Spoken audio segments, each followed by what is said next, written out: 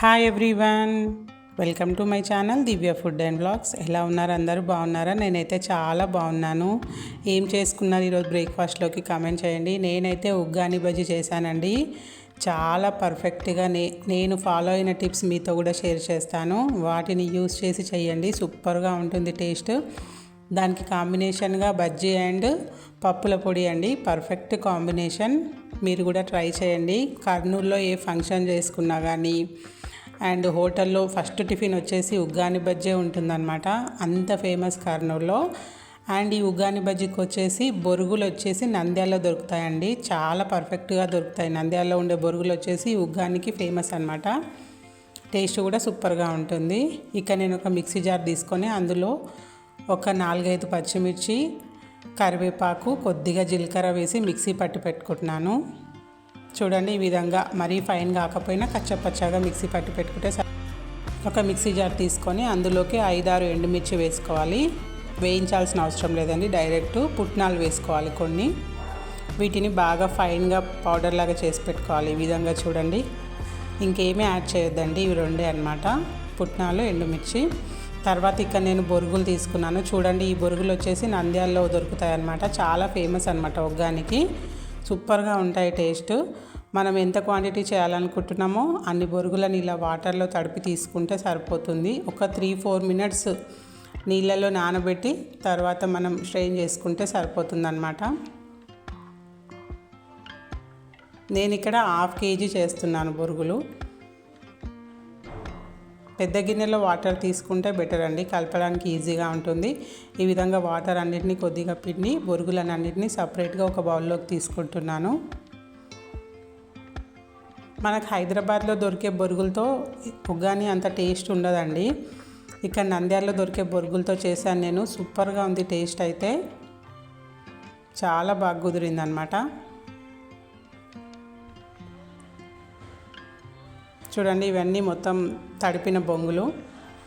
తర్వాత ఇక్కడ వచ్చేసి ఒక కడాయి తీసుకున్నాను. కొంచెం పెద్దదే తీసుకున్నానండి, 1/2 kg కాబట్టి. అందులోకి 3 స్పూన్స్ ఆయిల్ వేసుకున్నాను. జీలకర్ర, ఆవాలు అవి కొద్దిగా వేగిన తర్వాత అందులోకి ఆనియన్ వేసుకున్నాను. మీడియం సైజ్ ఆనియన్ కట్ చేసి పెట్టుకున్నానండి, అది వేసుకున్నాను. కరివేపాకు వేసుకోవాలి. ఆనియన్ మరీ మెత్తగా ఫ్రై అవ్వాల్సిన అవసరం లేదండి, మరీ బ్రౌన్ కలర్ రావాల్సిన అవసరం లేదు. కొద్దిగా ఫ్రై అయితే సరిపోతుంది.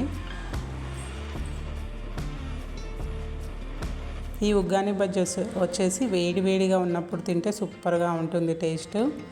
మనం ఆల్రెడీ మిక్సీ పట్టి పెట్టుకున్నాం కదా, పచ్చిమిర్చి, కరివేపాకు, జీలకర్ర, ఆ పేస్ట్ని కూడా యాడ్ చేసుకున్నాను.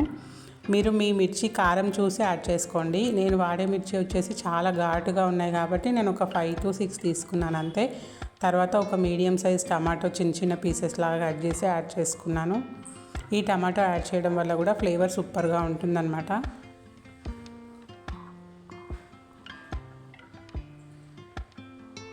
ఈ టమాటా కొద్దిగా మగ్గితే సరిపోతుంది.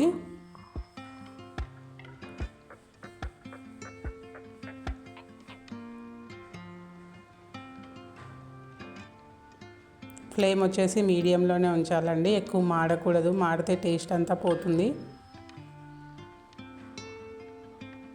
కొంతమంది కట్ చేసి కూడా వేసుకుంటారు పచ్చిమిర్చి, బట్ ఈ విధంగా మిక్సీ పట్టి వేసుకోండి, సూపర్గా ఉంటుంది. ఆ ఫ్లేవర్ అంతా బొరుగులకు పట్టి పర్ఫెక్ట్గా ఉంటుందన్నమాట. ఇందులోకి కొద్దిగా పసుపు యాడ్ చేసుకుంటున్నాను. 1/2 టేబుల్ స్పూన్ అయితే సరిపోతుంది.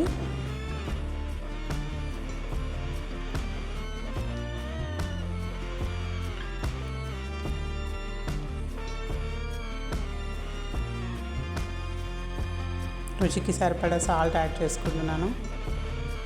బొరుగులు యాడ్ చేసిన తర్వాత కూడా సాల్ట్ యాడ్ చేసుకోవచ్చు, బట్ ఇక్కడ మొత్తం టమాటో అంతా కొద్దిగా త్వరగా మగ్గుతుందని నేను సాల్ట్ యాడ్ చేశాను అనమాట.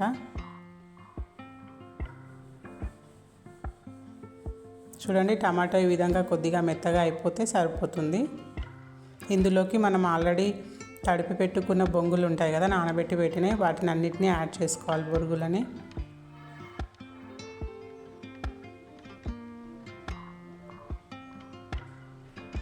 ఇది చాలామంది చాలా రకాలుగా చేస్తారండి. బేసిక్ ప్రాసెస్ అయితే ఇదన్నమాట. నేను ఇక్కడ కర్నూలులో హోటల్స్లో తిన్నాను, ఇదే టేస్ట్ ఉంది, పర్ఫెక్ట్గా ఉంది.